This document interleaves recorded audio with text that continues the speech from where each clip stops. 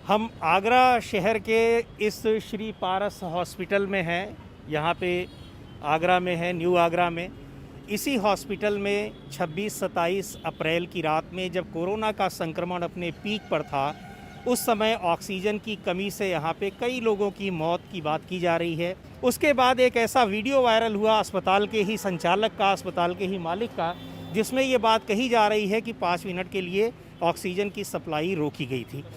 हमारे साथ यहाँ पे कुछ मरीजों के परिजन भी हैं। सबसे पहले हमारे साथ अशोक चावला जी हैं, जिनके पिताजी की मृत्यु उसी दिन, वो कोरोना से संक्रमित थे, इसी अस्पताल में भर्ती थे, कोरोना वार्ड में ही।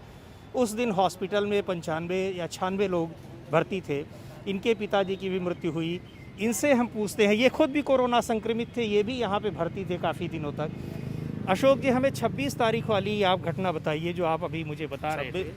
26 तारीख को दोपहर और शाम के बीच में मेरे पास डॉक्टर साहब का फ़ोन आता है और डॉक्टर साहब से मेरी बात होती है फ़ोन पर कि डॉक्टर साहब से मैंने पूछा कि मेरे पिताजी की तबीयत कैसी है। तो वो डॉक्टर साहब ने मेरे को बताया कि मैं आपके पिताजी को नहीं बचा पाऊँगा, कि ऑक्सीजन की बहुत ज़्यादा कमी हो रही है और मेरे पास 1.5 घंटे का बैकअप है बस। तो मैंने कहा ठीक है, मैं आपके लिए ऑक्सीजन की व्यवस्था करा के देता हूँ। फिर ऑक्सीजन के मैंने 5 सिलेंडर इनके और 1 सिलेंडर अपने लिए जिलाधिकारी महोदय से अनुरोध करके इनके यहाँ मैंने प्रोवाइड कराए और मैं खुद, इनका स्टाफ मेरे साथ में था, मैं यहाँ पर लेके आया।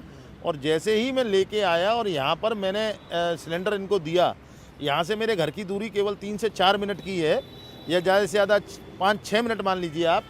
तो 15 मिनट के बाद मेरे बेटे का मेरे पास फ़ोन आता है और मेरा बेटा मुझसे कहता है कि पापा आप जल्दी से हॉस्पिटल आ जाइए क्योंकि दादू की हालत बहुत ज़्यादा सीरियस है। जब तक मैं यहाँ आया तो डॉक्टर साहब ने मेरे से 2 ही शब्द बोले, आई एम सॉरी और ही इज़ नो मोर। तो मैंने कहा डॉक्टर साहब ये आप क्या बोल रहे हैं। इतने में ही आईसीयू के अंदर मेरा छोटा भाई भागता हुआ आता है, जब तक वो फाइल तैयार होती और जब तक भागता हुआ आता है मेरा भाई, और मेरे से कहता है कि ऑक्सीजन बंद कर दी गई है हॉस्पिटल की पूरे, और वो भी जो है प्राइवेट रूम में यहाँ पर भर्ती थी। आपके भाई की पत्नी? जी हाँ, मेरे भाई की पत्नी, रियल भाई की पत्नी मेरे यहाँ पर एडमिट थी और इससे पूर्व में मैं भी एडमिट रहा था।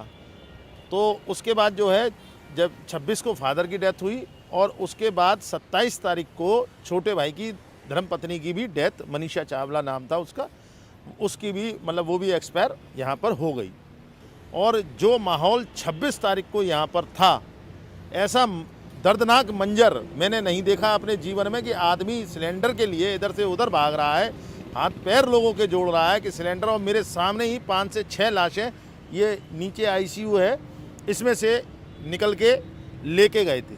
तो एक चीज़ बताइए, ये जो बात आ रही है कि 22 लोग मर गए जबकि प्रशासन के लोग कह रहे हैं कि 5 से 7 लोगों की शायद डेथ हुई थी, ये आंकड़ा कहाँ से आ रहा है, कैसे आ रहा है? उन लोगों के भी परिजन उस समय थे यहाँ पे, चूँकि आप मौजूद थे यहाँ?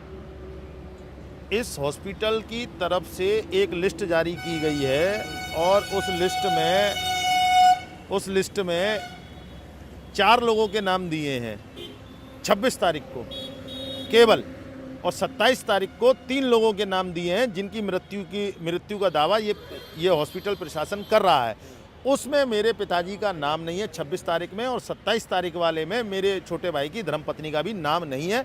जबकि उस पीरियड में 27 तारीख को जिस समय छोटे भाई की पत्नी एडमिट थी, उस पीरियड में भी उसकी रिपोर्ट नेगेटिव नहीं आई थी, अंडर प्रोसेस थी उसकी रिपोर्ट। उस समय जब हम उसकी बॉडी लेके यहाँ से निकले हैं, तब उसकी जो है वो रिपोर्ट जो है वो नेगेटिव की हमारे पास आई है। फादर को जो है सांस लेने में दिक्कत हो रही थी, लंग्स में इन्फेक्शन था उनके, ठीक है ना। 25 को मैंने यहाँ एडमिट कराया उनको, और 25 को एडमिट कराने के बाद ये ट्रीटमेंट चला। ट्रीटमेंट से कोई सुधार नहीं दिख रहा था मेरे को, लेकिन ये मेरे से कहते रहे सुधार हो रहा है, ठीक है। 26 को इन्होंने मेरे से गैस लाने के लिए प्रेशर मेरे ऊपर डाला कि आप ऑक्सीजन लाइए। पहले बोले आप छुट्टी करा लीजिए, मैं कहा छुट्टी कहाँ से कराएं, तो कह रहे आप ठीक है गैस लेके आइए। मैंने 2 सिलेंडरों की व्यवस्था भी की, लेकिन प्रॉपर गैस नहीं दी गई उनको, और 26 की रात में उनकी तबीयत ज़्यादा ख़राब हुई तो नीचे आईसीयू में भर्ती कराया, शिफ्ट किया उनको। शिफ्ट करने के बाद 27 को सुबह इन्होंने अर्ली मॉर्निंग मुझे बताया कि वो डेथ हो गई उनकी। उसके बाद 7 तारीख को जो वीडियो वायरल हुआ डॉक्टर अरिंजय जैन का, कि उन्होंने मॉक ड्रिल किया, 5 मिनट के लिए गैस बंद की, उसके बाद हमें यकीन हुआ कि इन्होंने जो उस दिन किया वो इंटेंशनली किया। वीडियो आने के बाद, वायरल होने के बाद प्रशासन ने संज्ञान लिया। अस्पताल के जो संचालक हैं डॉक्टर अरिंजय जैन, उनके ख़िलाफ़ एफआईआर भी दर्ज हुई। हालांकि अभी तक उनकी गिरफ्तारी या आगे कोई कार्रवाई नहीं हुई है। अस्पताल को सील कर दिया गया है। आप यहाँ पे देख सकते हैं, इस अस्पताल को पूरी तरीके से यहाँ इसको बंद कर दिया गया है। इसका लाइसेंस भी कैंसिल कर दिया गया है। अस्पताल के बाहर पुलिस के लोग यहाँ पे बैठे हुए हैं जो कि देखभाल कर रहे हैं, और बाहर यहाँ बैरिकेड लगा करके बंद कर दिया गया है। इस पूरी घटना में जो परिजन हैं, उन लोगों की तरफ से मानवाधिकार आयोग में एक रिट फाइल, पिटीशन फाइल की है। नरेश जी बताएं, क्या किसने आपसे कहा या आपने खुद ही अपने आप फाइल की? देखिए, जिस तरह से सोशल मीडिया पर वीडियो वायरल हुआ था, उस वीडियो में अस्पताल संचालक अपने अधीनस्थों को बता रहे थे कि 26 तारीख की सुबह इन्होंने एक मॉक ड्रिल किया था।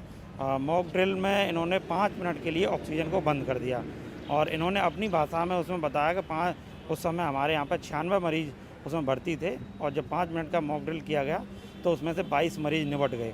ये अपनी भाषा में कह रहे हैं निपट गए, जबकि छट गए, है ना। तो जबकि इनके साथ में जो बार पे जो लोग बैठे हुए थे वो भी पूछ रहे हैं कि कितने लोग मर गए? 22 लोग मर गए। तो ये 22 लोगों के मरने की पुष्टि हुई।